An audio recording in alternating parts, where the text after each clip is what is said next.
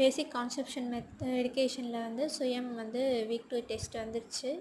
அதில் வந்து சுயம் கூகுளில் போய் சுயம் ஓப்பன் பண்ணி அதில் மை கோர்சஸில் போய் அதில் பேசிக் கான்செப்ஷன் ஆஃப் எடுகேஷன் உங்கள் கோர்ஸை செலக்ட் பண்ணிக்கோங்க.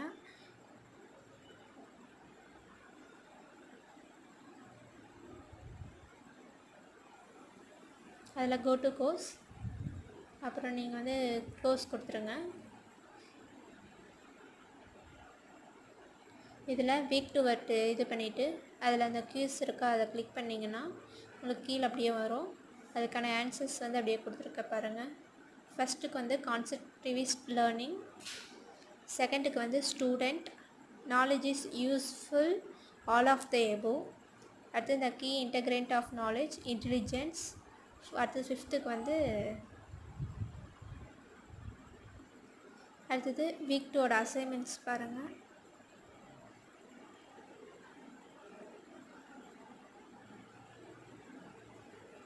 First universal knowledge.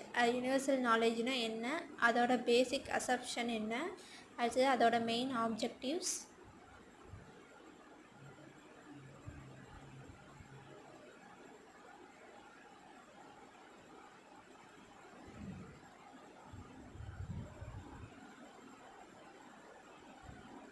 அடுத்தது வந்து கான்செப்ட் ஆஃப் யூனிவர்சல் நாலேஜ்.